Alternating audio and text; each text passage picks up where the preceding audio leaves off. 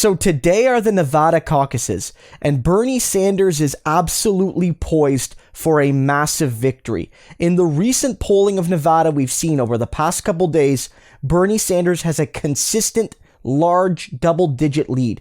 13 points in the Emerson poll, 19 points in the Data for Progress poll, and 24 points in the Atlas Intel poll, meaning that Bernie Sanders is not only totally dominating the field, but that in all of these polls, pretty much every other candidate is below the 15% threshold for viability or is hovering right around that mark, meaning that in some of these indications, there may be scenarios where Bernie Sanders is the only one viable on a statewide level. And that doesn't mean he'll sweep every single last delegate, because you can earn delegates on a fractional basis on regional support. It does mean that Bernie Sanders could win a much larger proportion of delegates than a 35% or a 30 or a 25% level of support indicates, if he's lucky with how the delegates actually get distributed. In any case, it shows a fantastic result brewing for Bernie, and it builds into this broader narrative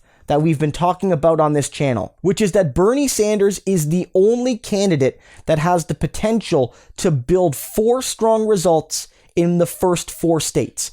No one else has that possibility. People like Joe Biden, they may be able to have a South Carolina that's pretty decent, but Joe Biden had an awful Iowa and an awful New Hampshire. People like Pete Buttigieg and Amy Klobuchar had some good results in the first 2 states, but they're not looking very strong at all here in Nevada and especially in South Carolina. Bernie Sanders is the only one who could potentially win all 4 states. He won the popular vote in Iowa. He won New Hampshire. He's poised to win Nevada, and a lot of the recent polling indicates that he's well within the margin of error of defeating Joe Biden in South Carolina, Joe Biden's supposed firewall state. And this all snowballs really well into a strong Super Tuesday scenario for Bernie, whereas the Bloomberg campaign has been warning people Bernie could build an insurmountable delegate lead. It might not be enough to get him the first ballot majority that avoids the interference of superdelegates, so we have to keep pushing, but it could put Bernie Sanders in a scenario where no individual candidate will be able to catch him in delegates. So this could be the start. This day, Nevada Caucus Day, could be the start of where Bernie Sanders starts to pull away from the rest of the field.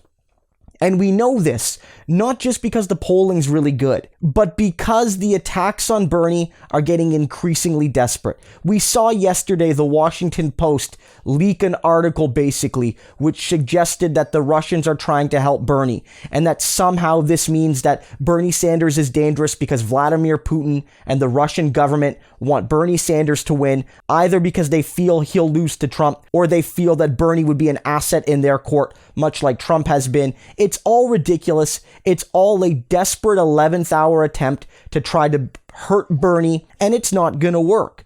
And the real scandal here is that this betrays what the Democratic establishment has supposedly been trying to do, which is build a unity candidate that can eventually take on Donald Trump. If you look at the polling, the only person right now that has a clear path to victory is Bernie Sanders. That's not a guarantee Bernie's going to win. Anything can happen. But if you look at the polling, if you look at the delegate math, the only person that you can actually chart a course from today to the nomination is Bernie Sanders. Everyone else getting the nomination would require superdelegates and stealing the nomination from Bernie, or Bernie having an absolute collapse. And that really does show that Bernie Sanders is the one poised to be the person that everyone's going to need to build around to defeat Donald Trump. And when they post hit pieces like this, and when the other campaigns try to attack Bernie off baseless assertions, it shows me that they're really not actually practicing what they preach when it comes to building a unity front against Donald Trump. And this is important to realize, because if you look at some recent polling, only Bernie Sanders is in a position to beat Trump. We can't just look at Trump versus Democrat matchups. Those are important, but there are other metrics to look at. In a recent poll by the Associated Press asked people about favorability ratings of the major candidates running for president, Donald Trump and the Democrats still in the race. And what this shows is that Bernie Sanders is not only the most popular Democrat. Bernie Sanders has 74% favorability, which is a good bit ahead of Joe Biden at 67, Warren at 64, Buttigieg at 58, and so on. But Bernie Sanders is the only one, I repeat, the only one on this list that has a higher general favorability among all voters, Republican, Democrat, and Independent, higher than Trump. Bernie has 46% favorability. Trump only has 43. Joe Biden has 40. No one else is above 40% or at 40%, meaning that right now, Bernie Sanders is the only person, when you ask the general electorate, who they like more than Donald Trump.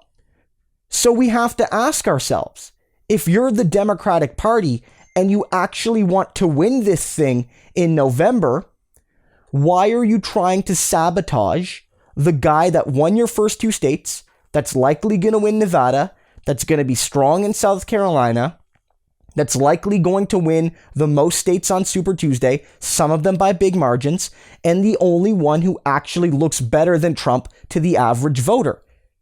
It seems quite counterintuitive to me, counterproductive to me, that you're trying to tear down Bernie, because Bernie Sanders is the only unity candidate you have. There's no one else that can build a successful anti-Trump coalition.